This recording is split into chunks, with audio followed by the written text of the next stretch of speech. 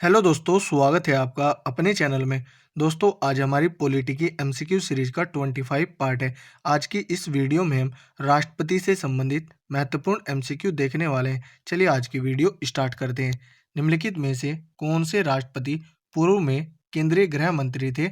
ज्ञानी जेल सिंह। भारत के राष्ट्रपति निर्वाचित होने से पूर्व निम्न में से कौन उपराष्ट्रपति नहीं थे?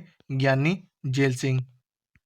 भारत के चौथे राष्ट्रपति थे वीवी गिरी।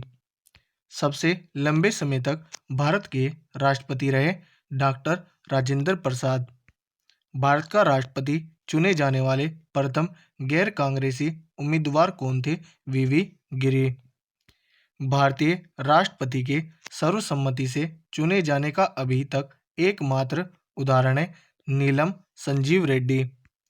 निम्नलिखित में से कौन कभी भारत का राष्ट्रपति नहीं रहा? सी राज गोपालाचारी। स्वतंत्र भारत के प्रथम राष्ट्रपति कौन थे? डॉक्टर राजेंद्र प्रसाद। निम्नलिखित में से कौन लगातार 2 बार राष्ट्रपति रहे थे? डॉक्टर राजेंद्र प्रसाद। भारतीय संविधान का कौन सा अनुच्छेद राष्ट्रपति के पद के लिए पुनः निर्वाचन की योग्यताएं निर्धारित करता है? अनुच्छेद 57। जनता पार्टी के शासन के दौरान भारत के राष्ट्रपति थे एन संजीव रेड्डी। भारत के किस राष्ट्रपति की मृत्यु कार्यकाल पूरा करने से पूर्व ही हो गई थी? डॉक्टर जाकिर हुसैन। भारतीय संघ के प्रतिरक्षा बलों का सर्वोच्च सम आदेश निम्नलिखित में से किसमें निहित होता है? राष्ट्रपति में। निम्नलिखित में से भारत का राष्ट्रपति किसकी नियुक्ति नहीं करता है? उपराष्ट्रपति की। निम्नलिखित में से किसकी नियुक्ति भारत का राष्ट्रपति करता है? भारत के महान्यायवादी की करता है। नियंत्रक एवं महालेखा परीक्षक की भी करता है। एक राज्य के राज्यपाल की भी करता है। तो ऑप्शन डी राइट आंसर होगा, उपर्युक्त सभी। केंद्रीय मंत्रिमंडल के मंत्रियों की नियुक्ति कौन करता है?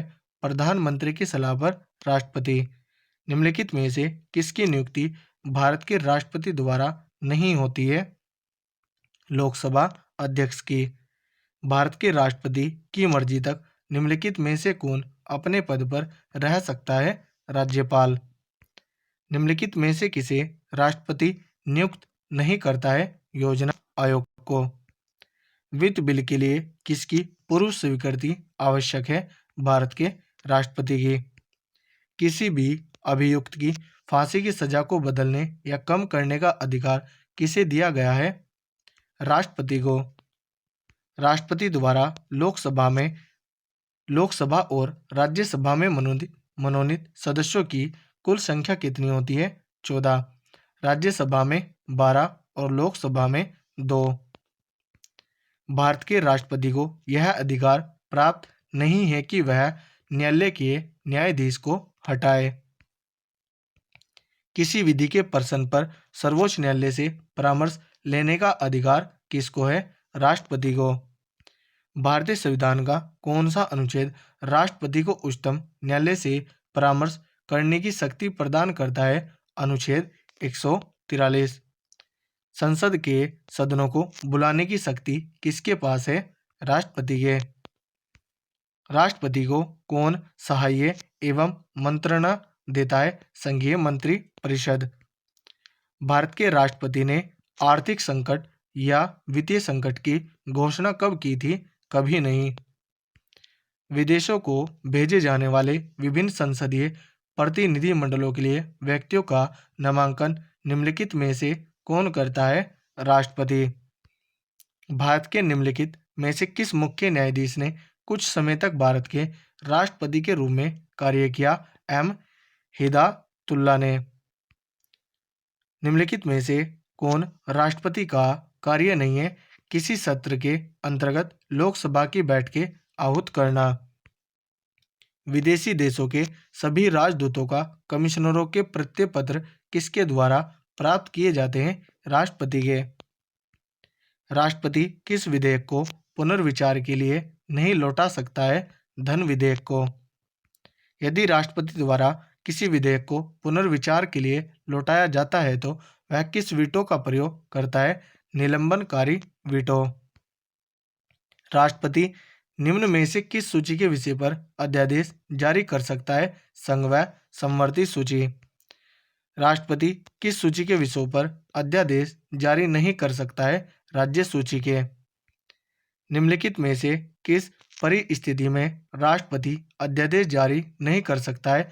जब दोनों सत्र में हो, लोकसभा और राज्यसभा। जब कोई विधेयक संसद द्वारा पारित हो जाता है तो राष्ट्रपति को अधिकार है कि वह उसे पुनर्विचार के लिए वापस भेज सकता है। भारत के राष्ट्रपति संसद के दोनों सदनों को प्रथम सत्र के प्रारंभ में कब संबोधित करते हैं? प्रतिवर्ष करते हैं। लोकसभा के लिए प्रत्येक आम चुनाव के बाद भी करते हैं। तो ऑप्शन सी राइट आंसर होगा, ए एवं बी दोनों। संविधान के अनुच्छेद 124 के अंतर्गत राष्ट्रपति निम्नलिखित में से क्या कर सकता है? ऑप्शन बी सर्वोच्च न्यायालय के न्यायाधीशों की नियुक्ति। किसी मृत्युदंड पाए अपराधी को क्षमादान करने की शक्ति निम्नलिखित में से किसको प्राप्त है? केवल राष्ट्रपति को। अप्रत्याशित व्ययों की पूर्ति के लिए निम्नलिखित में से कौन भारत की आकस्मिक निधि से धन निकाल सकता है? राष्ट्रपति। निम्नलिखित में से कौन सा अधिकार भारत के राष्ट्रपति को प्राप्त नहीं है? ऑप्शन बी उच्चतम न्यायालय तथा उच्च न्यायालय के अधिकारों को हस्तगत करने का। किन किन परिस्थितियों में राष्ट्रपति संसद का संयुक्त अधिवेशन आहूत कर सकते हैं? कथन देखते हैं। एक सदन द्वारा पारित विधेयक को दूसरे सदन द्वारा रद्द कर देना, यह सही है। एक सदन द्वारा विधेयक में प्रस्तावित संशोधन दूसरे सदन द्वारा स्वीकार न किया जाना, यह भी सही है।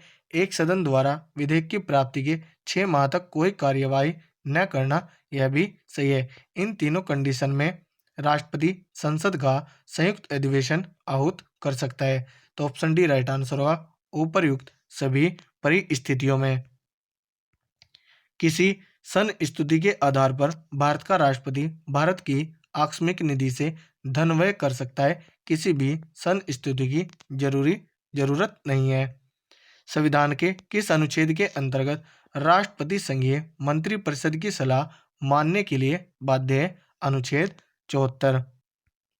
युद्ध अथवा भारत पर आक्रमण होने की स्थिति में निम्नलिखित में से कौन अंतिम रूप से आक्रमणकारी के विरुद्ध युद्ध की घोषणा कर सकता है? राष्ट्रपति। भारतीय संविधान के अनुसार भारत के राष्ट्रपति का यह कर्तव्य है कि वे निम्नलिखित में से किसको या किनको संसद के पटल पर रखवाएं। निम्नलिखित कूटों के आधार पर सही उत्तर चुनिए। संघ वित्त आयोग की सिफारिशों को, यह सही है। लोक लेखा समिति के प्रतिवेदन को, यह सही नहीं है। नियंत्रक महालेखा परीक्षक के प्रतिवेदन को, यह सही है। राष्ट्रीय अनुसूचित जाति आयोग के प्रतिवेदन को, यह भी सही है। 1, 3 और 4 इन्हें राष्ट्रपति संसद के पटल पर रखवा सकता है। तो ऑप्शन सी राइट आंसर होगा, केवल 1, 3 और 4। लोकसभा निम्नलिखित में से किसके द्वारा भंग की जा सकती है? प्रधानमंत्री के परामर्श से राष्ट्रपति द्वारा। राष्ट्रपति निम्नलिखित में से किस परिस्थिति में आपातकाल की उद्घोषणा कर सकता है? प्रधानमंत्री तथा मंत्रिमंडल के लिखित परामर्श पर। तो दोस्तों, यदि हमारी वीडियो अगर आपको अच्छी लगी हो तो कमेंट करके जरूर बताएं। धन्यवाद।